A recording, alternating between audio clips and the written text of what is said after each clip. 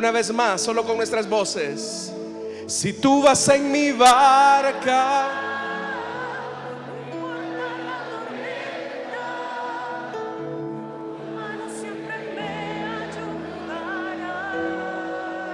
levante sus manos al cielo. Saber que vas conmigo me hace descansar. Aún sobre el mar caminaré,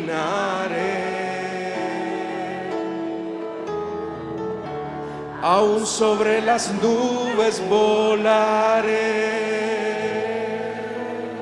Dele fuerte esa ofrenda de palmas a nuestro Dios, hermanos. Gloria a Dios. Y a su nombre. Y a su nombre. Amén. Vamos a ponernos en pie. Vamos a abrir la Biblia en el último capítulo de las Escrituras del último libro de la Biblia. Capítulo 22. Este día nos corresponde iniciar el capítulo final de el último libro de la Biblia, pero también de este libro que hemos venido estudiando versículo a versículo los días martes. Y hoy, hermanos, iniciamos el estudio del capítulo 22. Apocalipsis capítulo 22, versículo número 1, dice la palabra del Señor: luego el ángel me mostró un río de agua de vida, claro como el cristal, que salía del trono de Dios y del Cordero, y corría por el centro de la calle principal de la ciudad. A cada lado del río estaba el árbol de la vida, que produce 12 cosechas al año, una por mes, y las hojas del árbol son para la salud de las naciones. Ya no habrá maldición. El trono de Dios y del Cordero estará en la ciudad. Sus siervos lo adorarán, lo verán cara a cara y llevarán su nombre en la frente. Ya no habrá noche, no necesitarán luz de lámpara ni de sol, porque el Señor Dios los alumbrará, y reinarán por los siglos de los siglos. El ángel me dijo: estas palabras son verdaderas y dignas de confianza. El Señor, el Dios que inspira a los profetas, ha enviado a su ángel para mostrar a sus siervos lo que tiene que suceder sin demora. Vamos a orar, hermanos. Padre que estás en los cielos, esta noche, Señor, nos hemos reunido para escuchar tu palabra. Nosotros sabemos, Señor, que separados de ti nada podemos hacer, y por eso es que nos presentamos ante la majestad del Padre para que tu Espíritu Santo nos ayude a interpretar la palabra adecuadamente. Abre las Escrituras para nosotros, y que así, Señor, todos podamos ser edificados. Quita todo obstáculo, quita toda distracción, y que así, Señor, todos podamos ser nutridos y edificados por tu palabra. Añade a tu iglesia a los que has predestinado para salvación y vida eterna, de los que están en este lugar como de los que a través de la radio, a través del internet, escuchan esta transmisión. Todo esto, Señor, lo pedimos en el nombre de Jesús, tu Hijo amado, por quien te damos las gracias. Amén y amén. Tengan la amabilidad de sentarse, hermanos y hermanas, por favor. En la última ocasión que estuvimos estudiando el libro de Apocalipsis, usted recordará que se hizo toda una descripción de la nueva Jerusalén. que, como se ha dicho, es la morada de Dios con los hombres.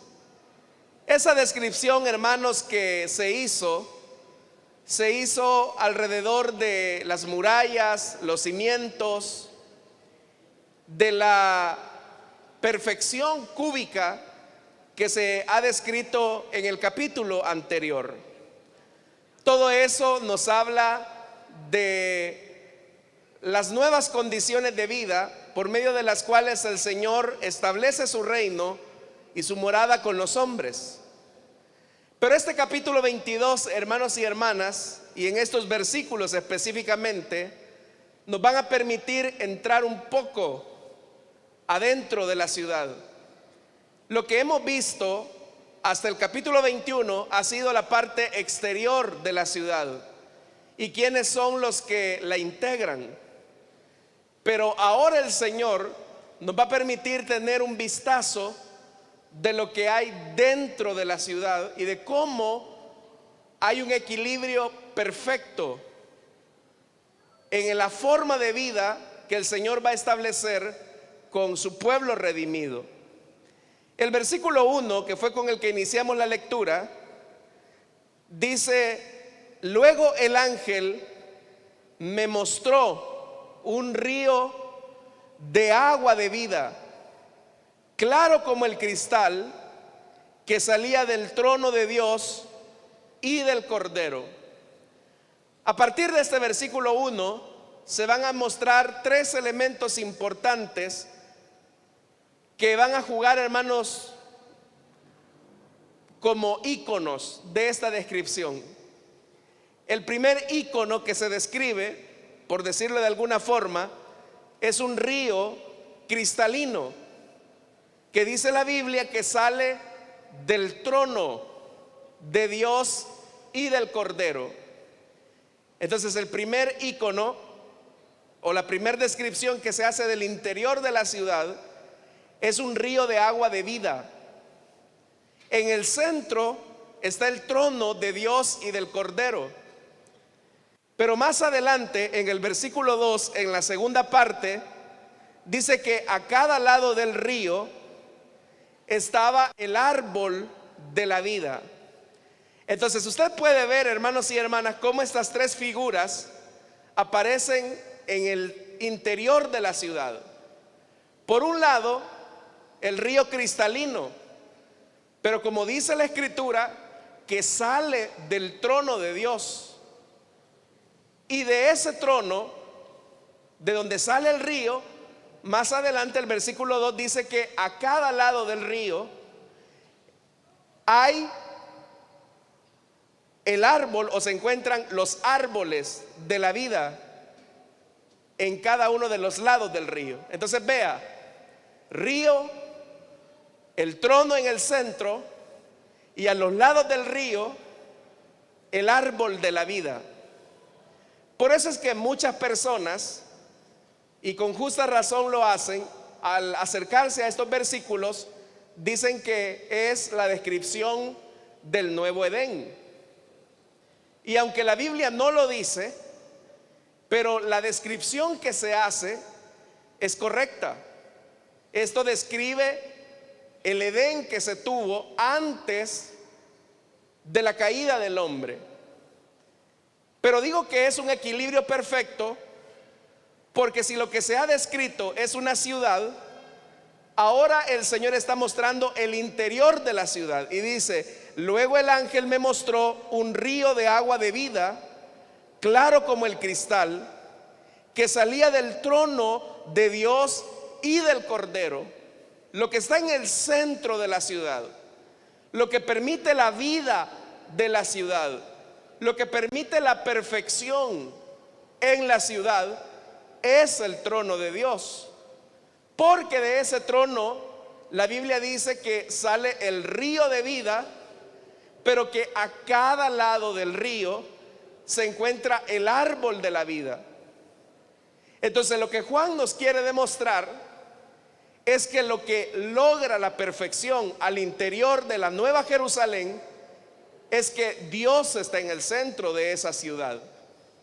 Y esto es importante, hermanos, mencionarlo, porque Cuando aparece la ciudad, por ejemplo, en el libro de Génesis, cuando aparece el concepto de ciudad, la idea de ciudad es un concepto de desbalance, es un concepto de desequilibrio, es un concepto de muerte. Eso, hermanos y hermanas, nosotros lo hemos encontrado, por ejemplo, en pasajes como cuando toda la humanidad se concentra alrededor de la iniciativa de Nimrod, que trata la manera de agrupar a toda la población, pero bajo su dominio, bajo su gobierno. Y en la forma en cómo él trata la manera de proyectar su ciudad, es una ciudad llena de injusticia, de muerte. Es una ciudad corrompida. Si vamos avanzando poco a poco en los diferentes modelos de ciudad que vamos encontrando en la Biblia, estos modelos también tienen características como el de la injusticia. Sodoma y Gomorra, que nosotros las conocemos más porque son populares por el tema de la perversión sexual, el profeta Ezequiel va a decir que en realidad Sodoma y Gomorra tenían una cualidad, y era que en ellas abundaba la injusticia, y que por eso el Señor terminó arrasando o destruyendo esa ciudad. Si vamos avanzando, hermanos, en otro modelo de ciudad, vamos a irnos dando cuenta que, por ejemplo, Babilonia, que también la hemos encontrado acá como un símbolo de corrupción, se muestra a sí misma como una ciudad totalmente alejada del designio de Dios. Pero ¿por qué los modelos de ciudad que se muestran en la Biblia son símbolos de corrupción, de muerte, son símbolos de descomposición social? La razón de ese desbalance es porque Dios no está en el centro de gobierno, es porque Dios no está en el centro de esa sociedad.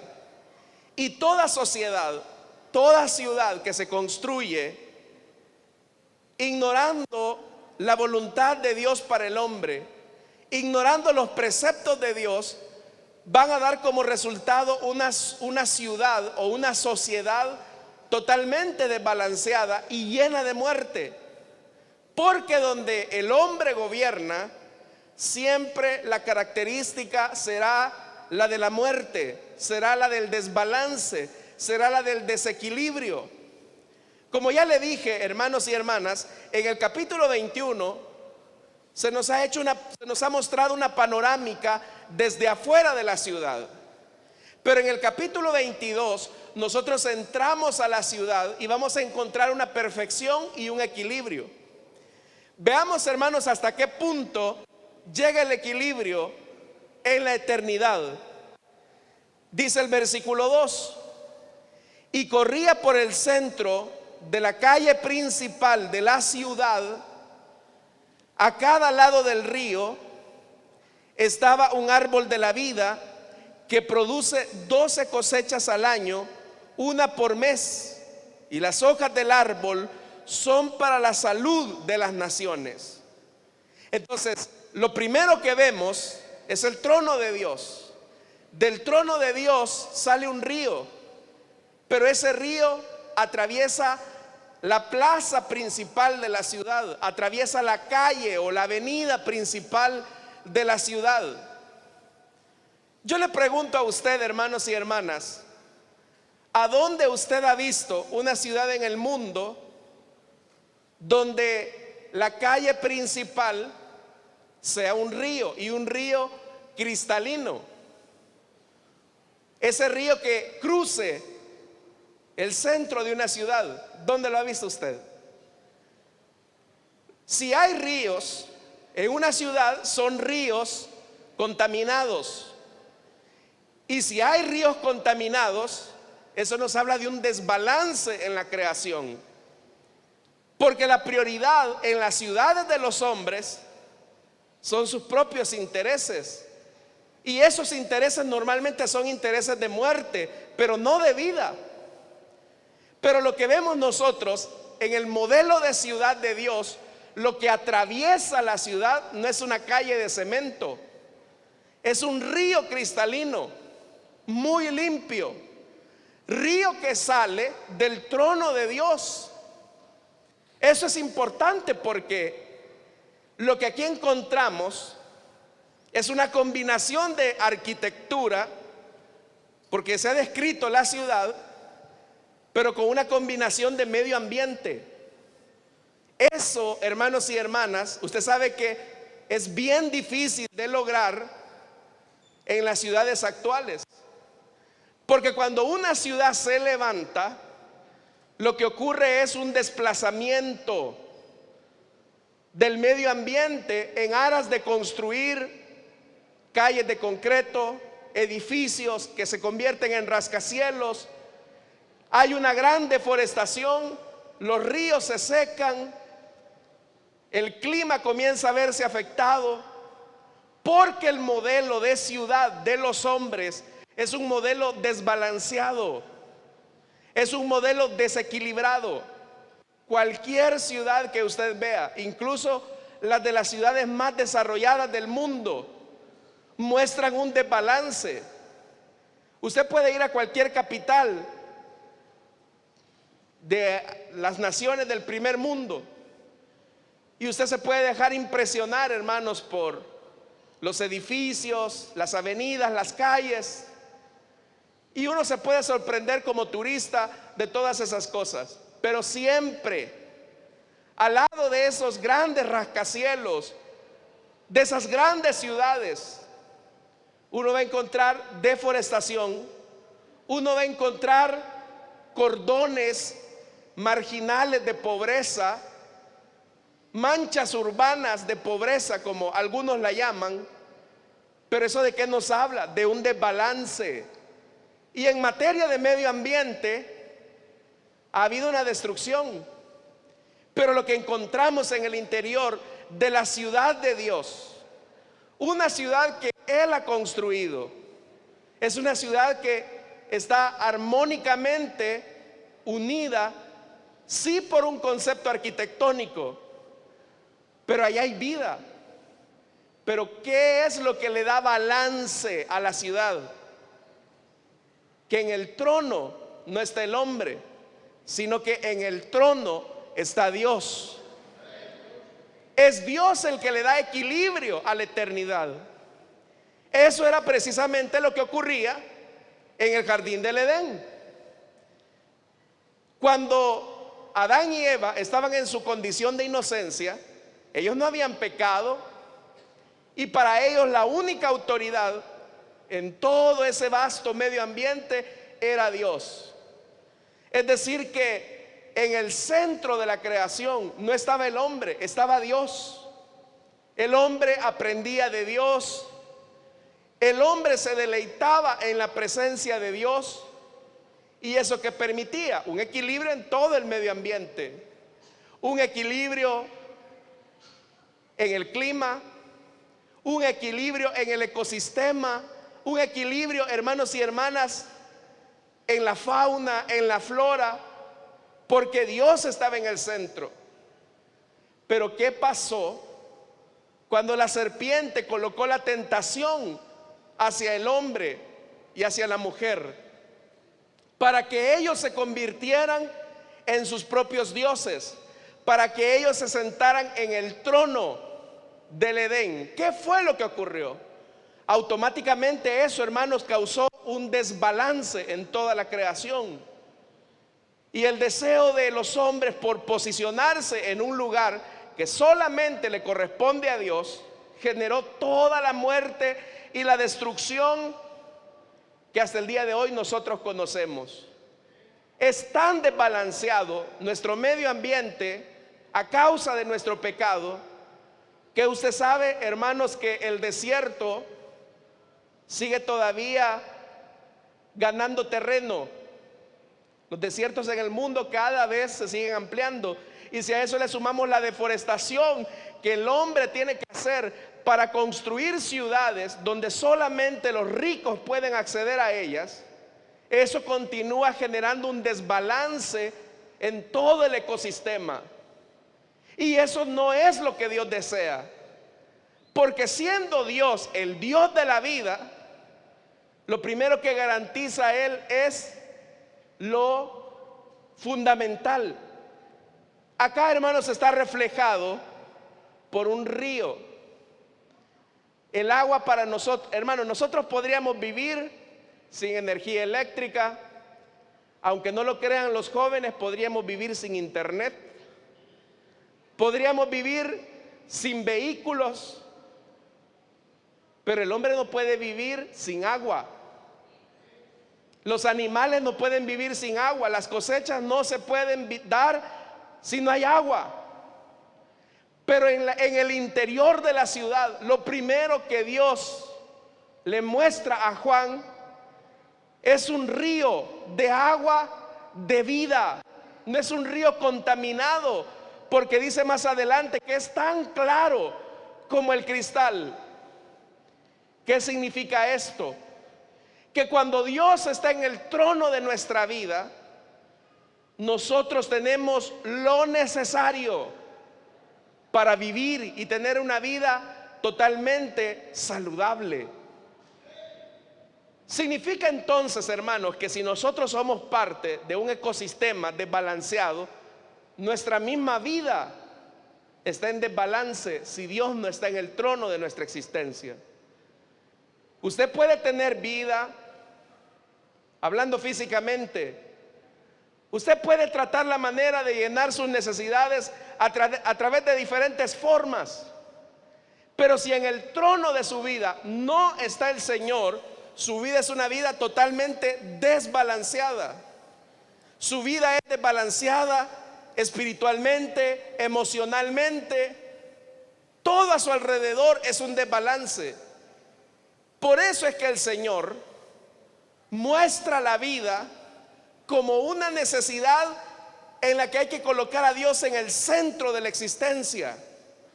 Jesús dijo: el que tenga sed, venga a mí y beba.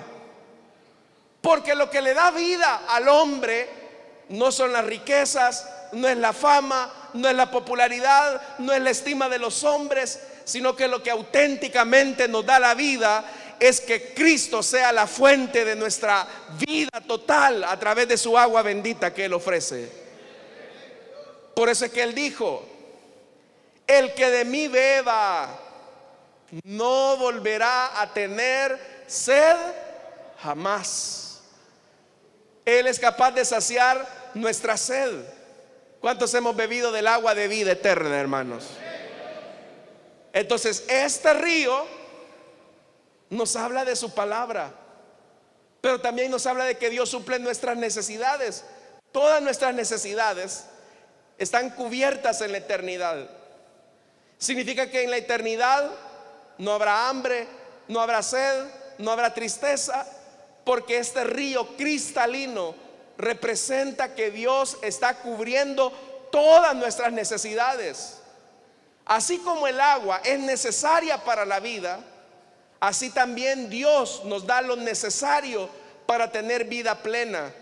Y lo primero que garantiza la plenitud de la vida es su palabra, es la presencia de Dios, es que Dios sea el Señor de nuestra vida.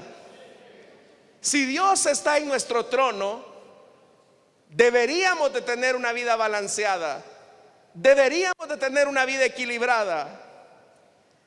Pero dice más, dice que ese río salía del trono de Dios y del Cordero y corría por el centro de la calle. Hermano, ¿a dónde ha visto usted eso? Un río cristalino atravesando una ciudad. No lo hemos visto.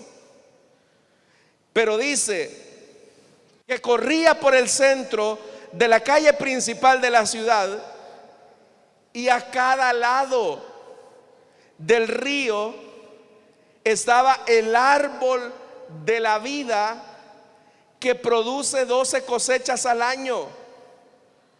Hay algunos árboles, hermanos, que pueden dar fruto 2 o 3 veces, pero un árbol que esté dando fruto todos los meses, un fruto al mes, es algo increíble.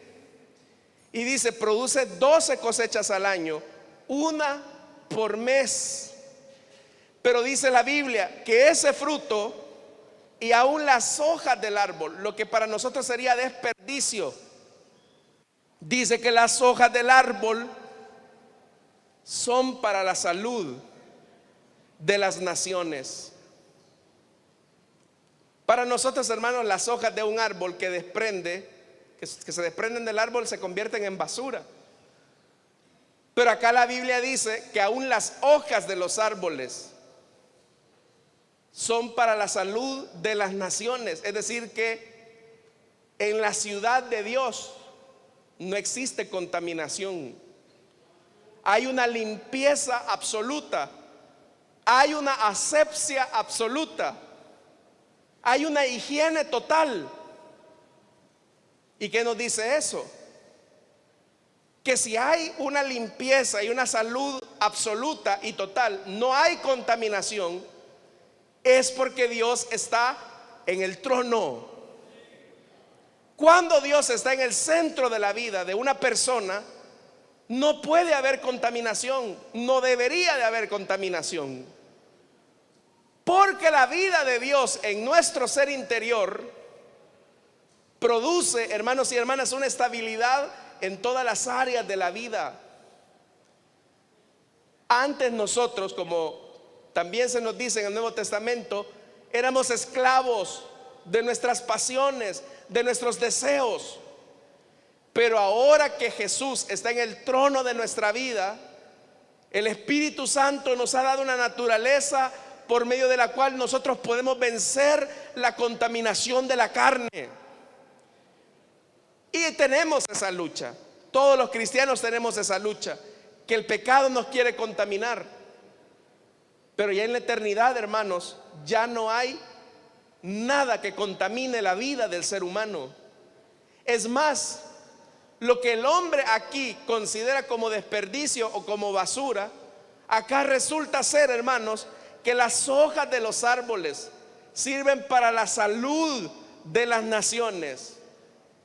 Pero ¿qué es lo que le permite la vida? ¿Qué es lo que le permite salud a la ciudad? Vuelvo y repito, que Dios está en el trono. Y si Dios está en el trono, eso le da equilibrio a la ciudad, le da balance. Por eso es que en el versículo 3 va más allá y dice: ya no habrá maldición. Porque ¿qué fue lo que ocasionó la maldición a nuestro ecosistema, a las ciudades que nosotros mismos hemos desarrollado? ¿Qué es lo que generó maldición a nuestra salud, a nuestro cuerpo? ¿Qué fue lo que generó maldición incluso a las cosechas de la tierra? Que el hombre decidió sacar del trono a Dios el día que decidió rebelarse en contra de él. Entonces, vea esto, hermano. Tener bendición de Dios o tener la bendición de Dios es que Dios esté en el trono de nuestra vida. Tener salud espiritual, emocional, física aún, es que tengamos a Dios en el trono de nuestra existencia. Si sacamos a Dios del trono de nuestra vida, vamos a acarrear rápidamente maldición sobre nosotros. Porque repito, solo el Señor es lo que hace un balance perfecto en nuestra existencia. Dicen amén a eso, hermanos. Entonces por eso es que dice ese versículo: ya no habrá maldición. ¿Y por qué ya no hay maldición? Porque el Señor está en el trono. Y lo vuelve a ratificar, versículo 3: el trono de Dios y del Cordero estará en la ciudad. El trono de Dios y del Cordero estará en la ciudad. Acá, hermanos y hermanas, el Señor ha cumplido totalmente su palabra con respecto al Hijo. porque Dios ha prometido que el Señor le dará a su Hijo toda autoridad, toda potestad y todo señorío a Él. Y cuando el Señor suba al trono de la nueva Jerusalén, eso le va a permitir la vida. Por eso es que Jesús dijo: el que cree en mí, aunque esté muerto, vivirá. Vea la profundidad de esas palabras. El que cree en mí, aunque esté muerto. No dice, hermanos y hermanas, que tal vez tendrá la vida. No dice, a lo mejor tiene la vida. El que cree en mí, aunque la muerte ha generado un desbalance en su existencia, dice el Señor, vivirá y le va a volver a poner balance nuevamente a la vida de ese ser humano. La condición de muerte, por ejemplo, es una condición de desbalance, porque Dios no nos diseñó para que muriéramos. Cuando un ser humano muere, ahí se produce un desbalance como consecuencia del pecado. Pero la Biblia nos dice que aquellos que hemos creído en Jesús, si hemos creído en el Señor, Jesús se vuelve a poner como el balance de nuestra existencia aún más allá de la muerte. Por eso es que Él dijo: yo soy la resurrección y la vida. El que cree en mí, aunque esté muerto, aunque se haya producido un desbalance en su existencia, les digo, pero si cree en mí, si me coloca como el Señor de su vida, aunque esté muerto, vivirá. Yo le voy a volver a dar el balance que ese ser humano necesita.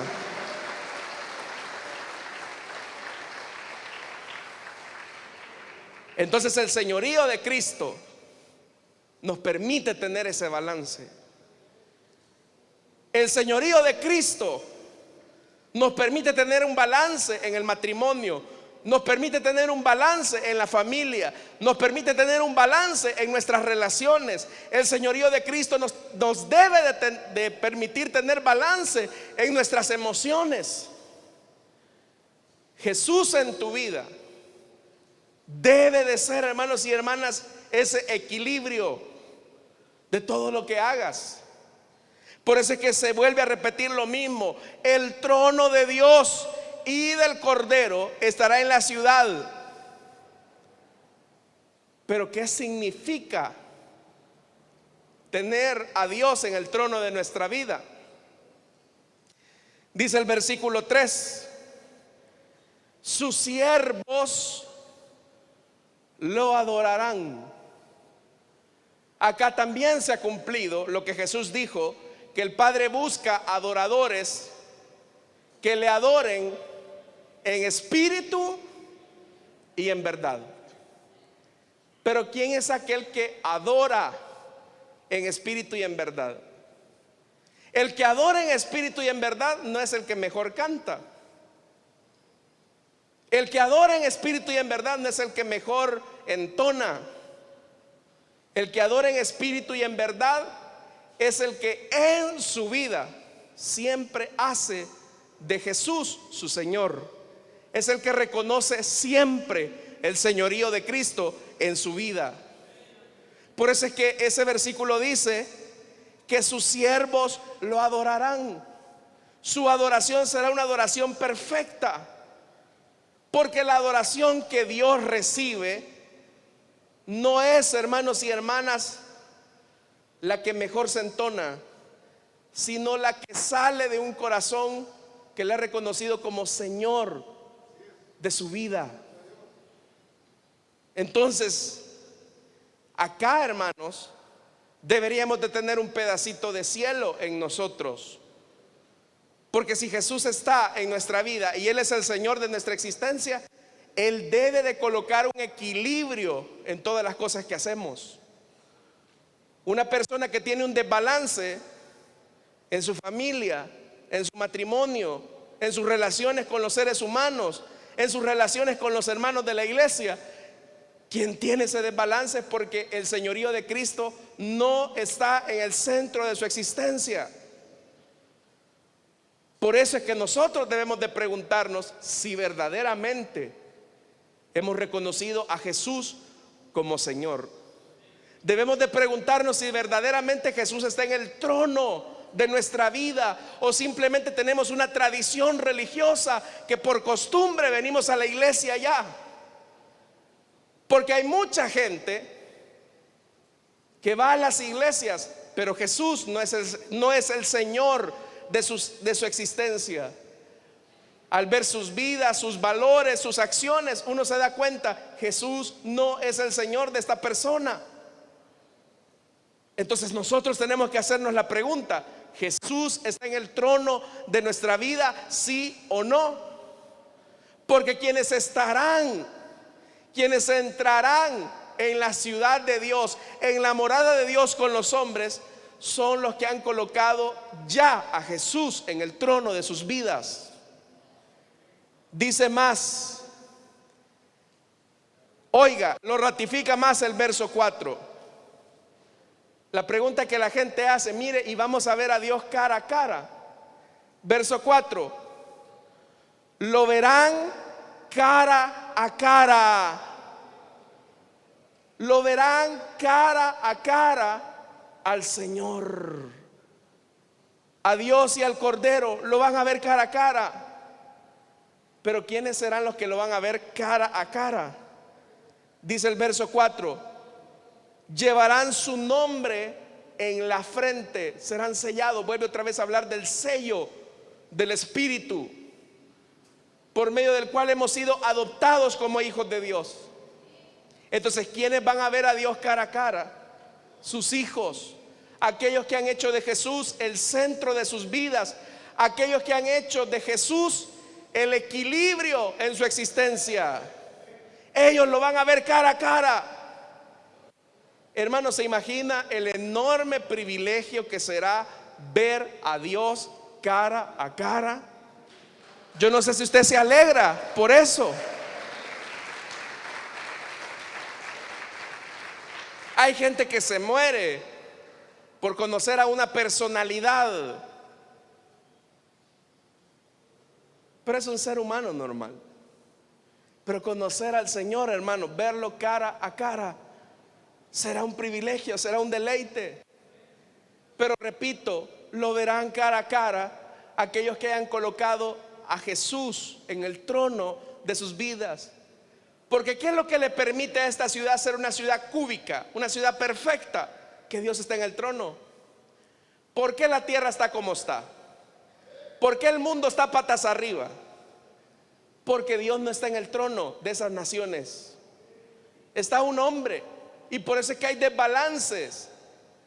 Pero si el Señor estuviera en el centro de estos gobiernos, y no por medio de un hombre, sino por medio de Él, hermanos, los desiertos florecerían, las guerras acabarían, el hambre y la injusticia desaparecerían, porque Dios le daría equilibrio al ecosistema, a la existencia. Dice más, verso 5: ya no habrá noche, no habrá noche, no necesitarán luz de lámpara ni de sol. ¿Por qué se hace esta descripción? Porque se está hablando de la eternidad. Aquí ya no hay necesidad ni de noche, ni de luz de lámpara, ni de sol. ¿Por qué? ¿Por qué? Dice el versículo 5: porque el Señor Dios los alumbrará. Porque el Señor Dios los alumbrará. Nuevamente, ¿quién aparece como la lumbrera, como la luminaria, como lo que hace resplandecer la ciudad? Dios. Vea cómo se repite nuevamente: Dios en el centro, Dios en el trono, Dios el que le da salud, Dios el que libra de toda contaminación, Dios en el centro, Dios en el centro. Entonces, lo que la Biblia nos está diciendo es que la eternidad es la expresión del equilibrio perfecto, porque Dios está en el centro. Va más allá. Verso 6. Bueno, la parte del verso 5, en la parte final: y reinarán por los siglos de los siglos. Será un reino que no tendrá fin, que será eterno, que será permanente. Alguien podría decir: mire, es muy fantástico todo esto que se ha dicho, pero viene Dios y para sellar y para estampar y decir: esto es verdadero, dice el verso 6: el ángel me dijo, estas palabras son verdaderas y dignas de confianza.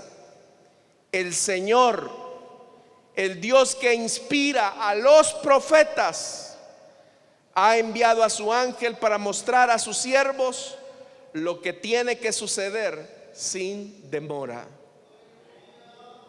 El Señor está diciendo que Él viene pronto a instaurar su reino definitivo. Él viene a ser el centro y la totalidad del poder y el gobierno de todas las cosas. Él viene a darle equilibrio y orden a esta existencia.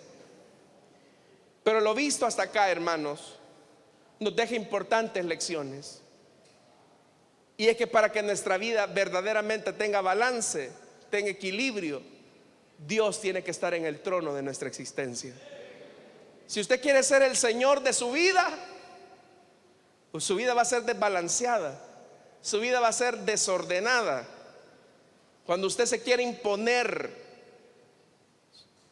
en sus planes, su vida va a ser desbalanceada, va a ser desordenada. Mire, hermano, hasta dónde ha llegado el desbalance de la humanidad, que hoy los humanos a lo bueno le llaman malo y a lo malo le llaman bueno. Mira hasta dónde ha llegado el desbalance de la humanidad, que en Canadá se le permitió a un hombre casarse con su perra. Mira hasta dónde ha llegado el desbalance de la humanidad, que hoy se justifican las guerras. Mire a dónde ha llegado el desbalance de la humanidad, que en aras del progreso se empobrece a las mayorías. Mire hasta dónde ha llegado el desbalance de los hombres tratando de gobernar su destino, que hoy se justifica la muerte, se legaliza la muerte por medio del aborto. Mire hasta dónde ha llegado el desbalance de la humanidad, que ahora, hermanos y hermanas, miles de niños mueren por el hambre, que viven en sus países, mientras la otra mitad del mundo se muere por obesidad. Todo eso de lo que nos habla es de un desbalance total y absoluto, porque Dios no está en el centro, Dios no está en el trono. Pero la invitación que el Señor nos hace esta noche es para que invitemos a Jesús, para que sea el Señor y el Salvador de nuestra vida, y Él se pueda sentar en el trono de nuestra existencia y así darle balance a las cosas. Eso uno lo ha visto a lo largo de los años. Ustedes mismos son testimonio de eso. Dígame si no es desbalance, por ejemplo, que un hombre con sus ingresos desperdicia el recurso para la bebida y deje aguantando hambre a sus hijos. Él se traga y se traga y se traga bebidas que lo están matando y deja aguantando de hambre a sus hijos. Eso es un desbalance. Pero el día que Cristo llega a la vida de ese hombre, se establece un balance, porque este tipo deja la bebida y se dedica a mantener y a sustentar a sus hijos y a su familia. Cristo le genera balance.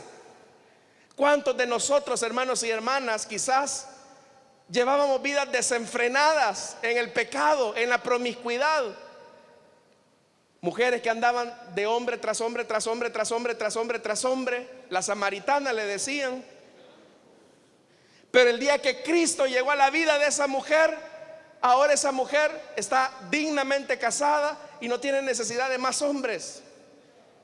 Y quizás ahí tiene a su chepito, pero está feliz con su chepito, porque lo que le da sentido a su existencia no es chepito, sino que es Jesucristo que murió por ella, porque ha bebido del agua de vida.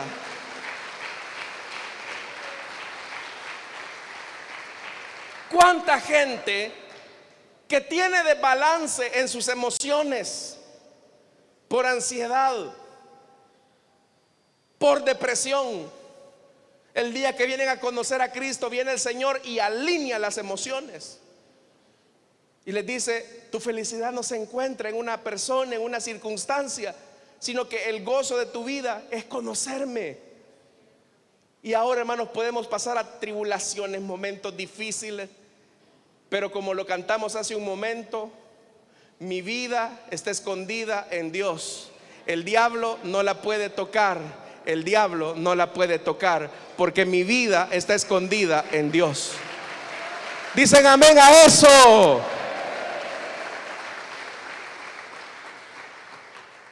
Ese balance nos permite la vida, y la vida plena que solo Cristo puede ofrecer.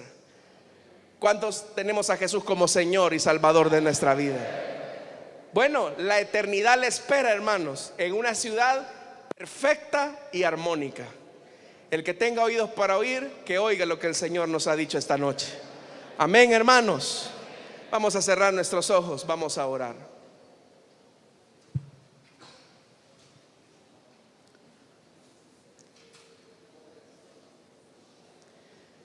Teniendo nuestros ojos cerrados y nuestro rostro inclinado,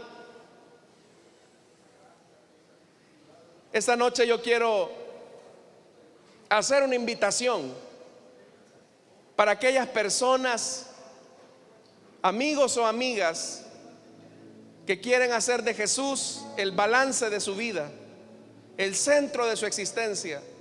Que ya tu vida no gira alrededor de las preocupaciones, de los problemas, de los bienes o de las personas, sino que tu vida gira alrededor de Cristo. Si tú quieres entregarle a Jesús tu vida, puedes ponerte en pie en el lugar donde estás, y ahí habrá un hermano o una hermana que te va a ayudar a orar. El reconocer a Jesús le da equilibrio a nuestra existencia. Habrá alguien esta noche que desea entregarle su vida a Cristo. ¿Quieres entregarle el trono de tu vida a Jesús y reconocerlo como tu Señor, como tu Salvador? Te invito para que en el lugar donde estás puedas ponerte en pie, y ahí habrá un hermano o una hermana que gustosamente te va a dirigir hacia este lugar y vamos a orar por ti. También deseo extender el llamado para aquellos que desean reconciliarse con el Señor. Si hay alguien que se ha alejado del Señor y ahora desea reconciliarse con Él, le invito para que también se ponga en pie.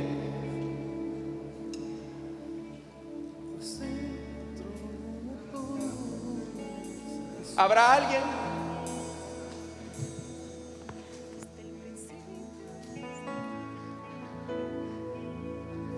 ¿Hay alguien esta noche que desea entregarle su vida a Cristo o desea reconciliarse?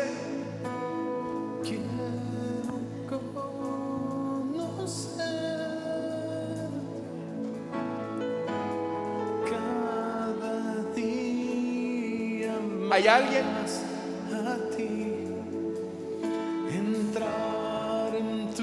Si no lo hay, hermano, ¿por qué no nos ponemos en pie y cantamos al Señor esto que ya para nosotros es una verdad? Pongámonos en pie. Revélanos tu gloria, deseamos ir mucho más en ti, queremos su presencia, Jesús.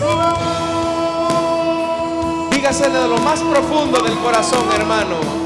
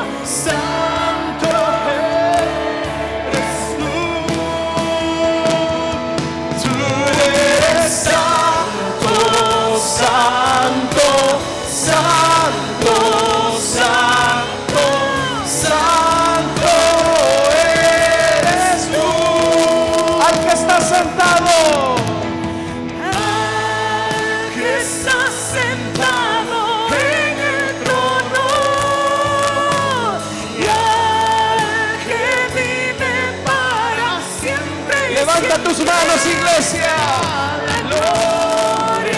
Declara el señorío de Cristo en tu vida. Sea la gloria, sea la honra y el poder. Sea la gloria, sea la honra y el poder. Sea la gloria, sea la honra y el poder.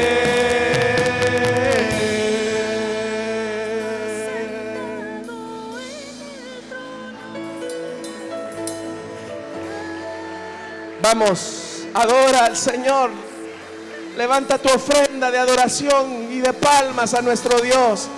Bendito el que está sentado en el trono. Tú eres santo. Solo con nuestras voces. Tú eres santo.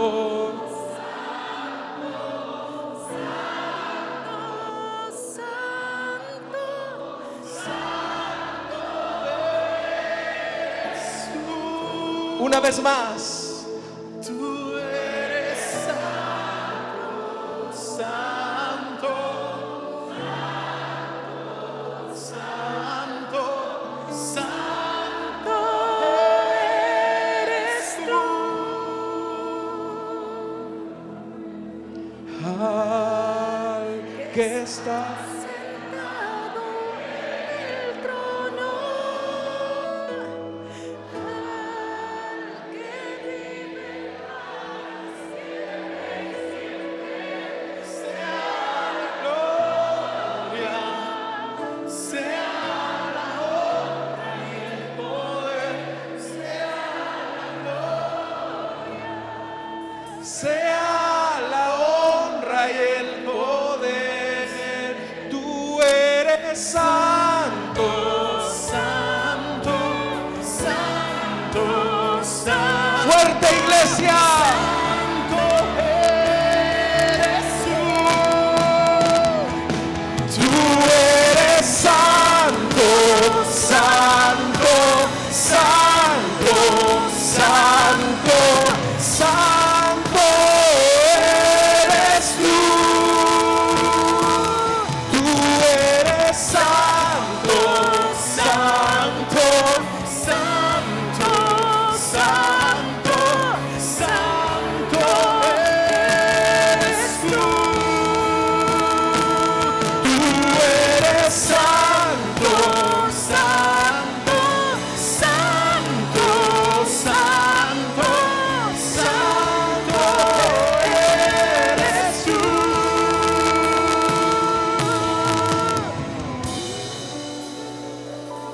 tú eres santo, Señor. Tú eres santo. Aquí está la iglesia que tú compraste. Aquí está la iglesia que te espera. Aquí está la iglesia que ha reconocido tu señorío sobre ellos.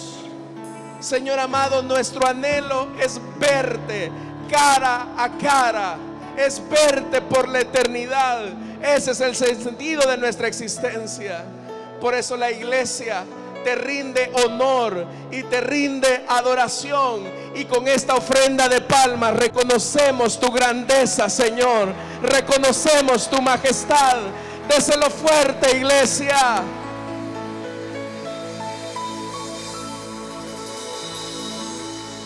Y a su nombre. Gloria al Señor. Imagínese esto, amado. Si esto es acá en esta atmósfera terrena, temporal, ya nos vamos. ¿Qué no va a ser la eternidad, hermanos? ¿Qué no va a ser la eternidad frente a nuestro Señor? Así que espero en Dios que el Señor confirme esta palabra en usted, porque una realidad es cierta: el Señor viene pronto, hermanos. Vamos a orar en esta ocasión. Vamos a orar por las ofrendas y nuestros diezmos. Padre que estás en los cielos, Señor amado, te damos las gracias porque nos permite ser parte de tu obra. No te damos por tristeza o necesidad, sino que te damos con generosidad y sencillez de corazón. En Cristo Jesús, amén y amén. Pueden sentarse, hermanos. Cantamos mientras nuestros hermanos pasan. Ofrendamos al Señor con alegría.